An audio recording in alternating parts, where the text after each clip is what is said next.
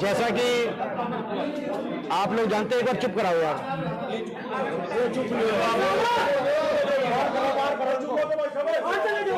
या 2 मिनट के लिए जिम्मा जो अच्छा, ये रिक्वेस्ट, ये बुधवार साहब एक बार ये रिक्वेस्ट करो, जो वाइट रहना चाहते हो अंदर है, बाकी बातचीत बाहर कर ले। 2 मिनट नहीं, वो तो चुप बैठते हैं। चलो जैसा, अच्छा कोई पत्रकार बुला लो, साथ ही अलग तो मुश्किल ही हो पाएगी।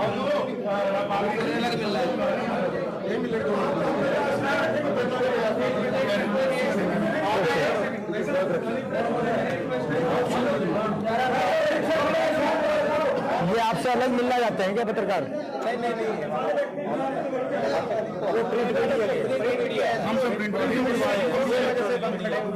बुला लो प्रिंट मीडिया वालों को भी, जगह बनवा देंगे हम।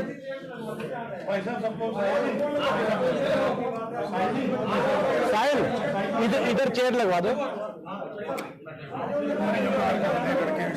चलो 1 मिनट आ जाते हैं, प्रिंट मीडिया वाले भी आपके साथ ही हैं।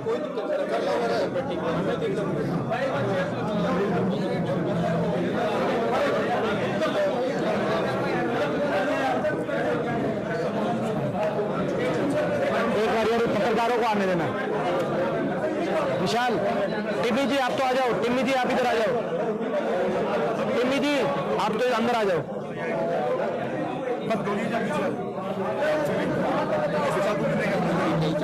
2 सवाल बाद में करेंगे, 2 मिनट की 2 सवाल बाद में करेंगे।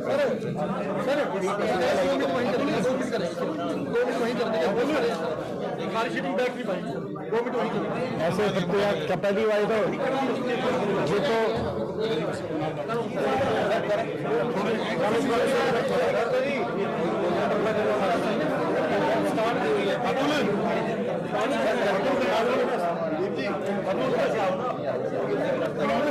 वैसे देखने देगा यार।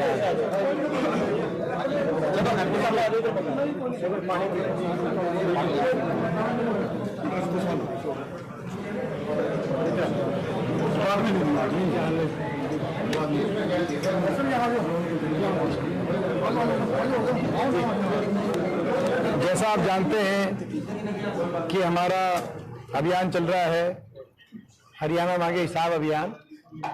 10 साल के बीजेपी के जो कुशासन की वजह से आज हरियाणा बर्बादी के रास्ते पे पहुंचा दिया बीजेपी ने, आज 10 साल के उस कुशासन का हिसाब हरियाणा वासी मांग रहे हैं, कांग्रेस पार्टी मांग रही है। और लगभग 1.25 महीना हो गया, 1 महीने से ज्यादा, जब से अभियान शुरू हुआ है तब से हमारी पदयात्रा भी ये चल रही है। आज ये 33वां हल्का था, पेवा हल्का, जिसमें मैं पहुंचा हूं, और अधिकतर हल्कों में पहुंचने का मेरा लक्ष्य है। और हम डोर टू डोर के माध्यम से हमारे कांग्रेस के नेता और कार्यकर्ता डोर टू डोर, घर घर जा रहे हैं। ये प्रश्न लेके, जो बड़े सिंपल प्रश्न है कि भाई देश में सबसे ज्यादा बेरोजगारी हरियाणा में क्यों है, 10 साल के बाद कौन जिम्मेदार है? देश में सबसे ज्यादा नशा हरियाणा में क्यों बढ़ गया, पंजाब से आगे नशे में हरियाणा क्यों पहुंच गया, कौन जिम्मेदार है? देश में सबसे ज्यादा अपराध, क्राइम रेट आज हरियाणा में क्यों है, 10 साल की सरकार के बाद कौन जिम्मेदार है?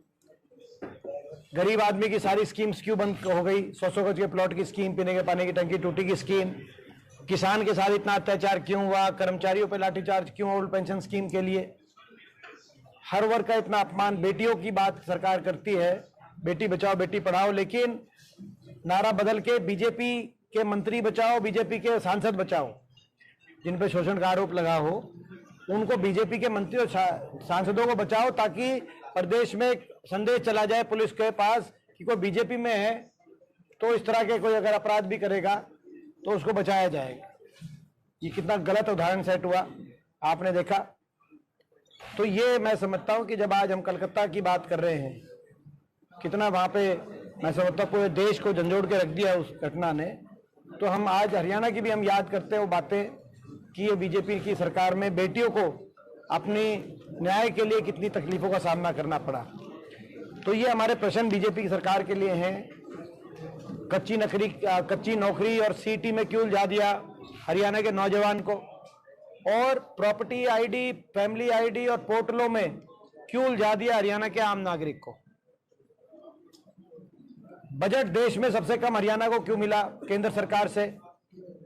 केंद्र सरकार आज 7 रुपए लेकर केवल मात्र 1 रुपए हरियाणा को वापस ले रही है। हरियाणा से 7 रुपए का टैक्स वसूल के हरियाणा वासियों से, हरियाणा वासी 7 रुपए टैक्स में दे रहे हैं केंद्र सरकार को, और केंद्र सरकार मात्र 1 रुपए वापस दे रही है, जो कि देश में सबसे कम है।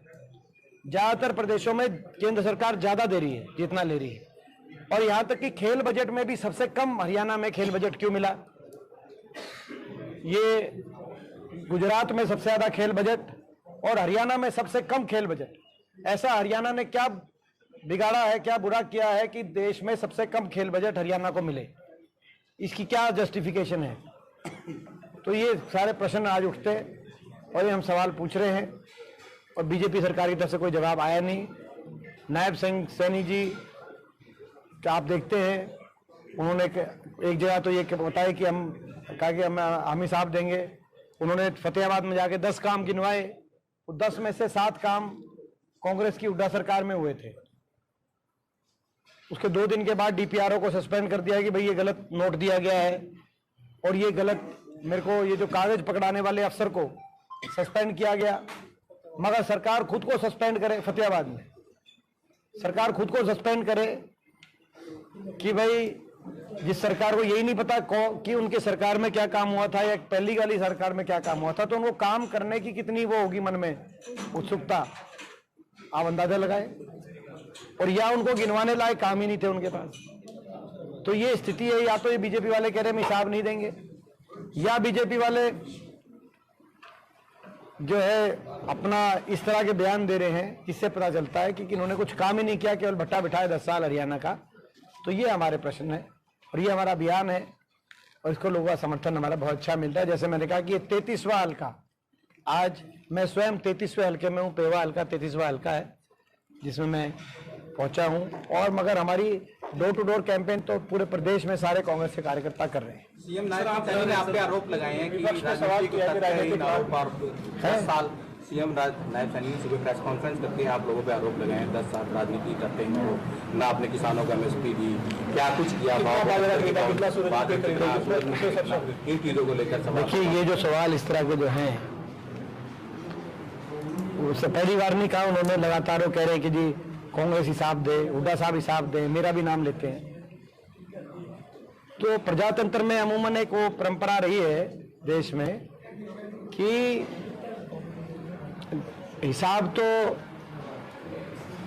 जनता मांगती है और विपक्ष मांगता है और सत्ता पक्ष से मांगता है।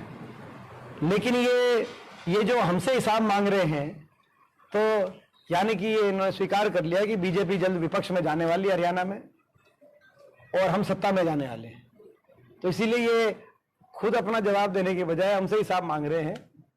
तो चलो सर, उन्होंने जैसी जाए, जिससे जैसी जाए है। किसानों के कर्जे माफ कर दिए हमने, आज भी काम है साहब। मैं आपको ये कह रहा हूं, अभी मैं जो हुड्डा पार्क है उसमें गया था, मैं उसमें आंगनवाड़ी हमारे को बहनें मिली जिन्होंने जो पिछले इलेक्शन के टाइम आंगनवाड़ियों के लिए जो घोषणा हुई थी आज तक उनको वो नहीं मिला।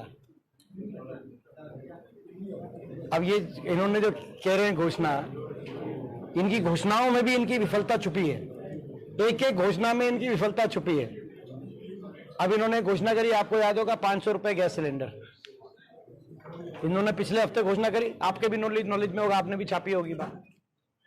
अब यानी कि इसका मतलब ये है, कह रहे हैं कि 10 साल तक कांग्रेस राज में तो 400 रुपए सिलेंडर था, 10 साल तक 1100 रुपए सिलेंडर में रोटी पवाने के बाद आखिरी रोटी जो है ना जी, आखिरी हफ्ते की रोटी 500 रुपए में पवाऊंगे।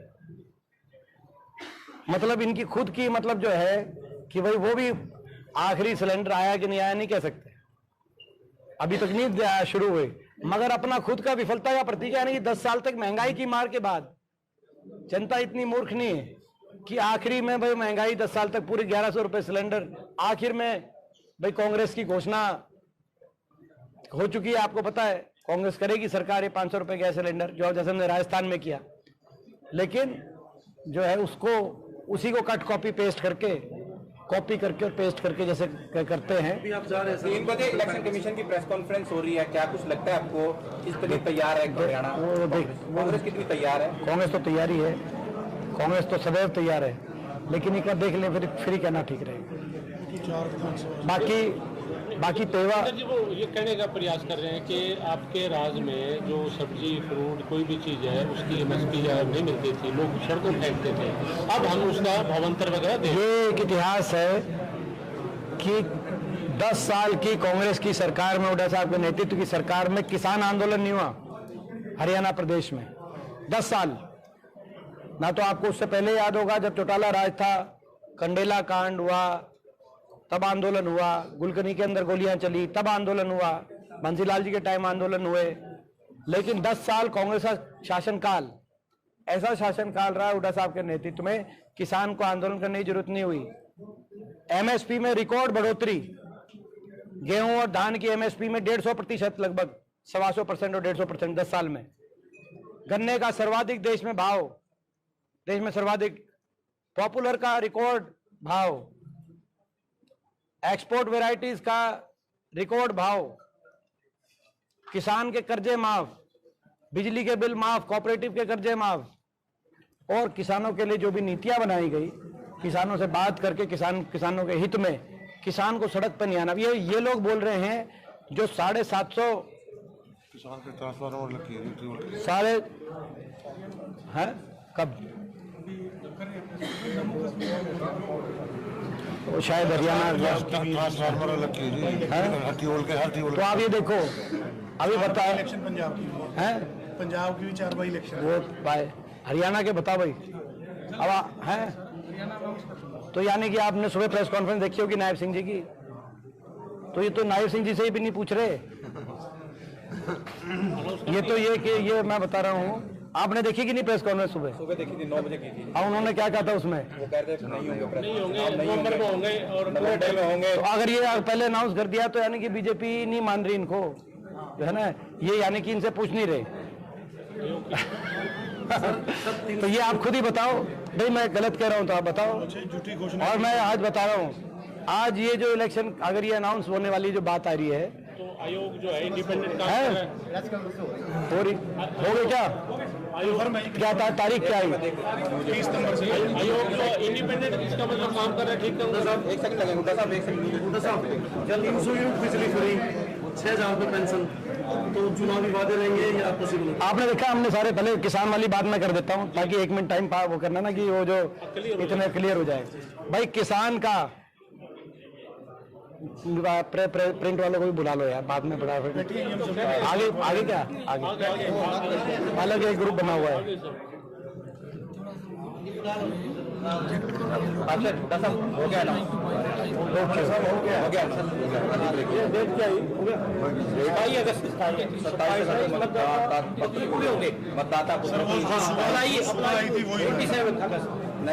जारी होगी 27 को, 27 तो आ लीजिए, 27 चुनाव की तारीख में जब 23 सितंबर जी, 23 सितंबर अभी करेंगे, अभी कर रहा हूँ 23 सितंबर अभी रोज करना है जी।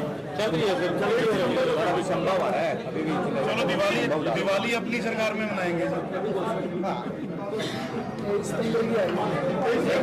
करवा सकता है, ये हरियाणा का नहीं कर रहा, भी कर रहा है वो इलेक्शन पीछे कर रहा है।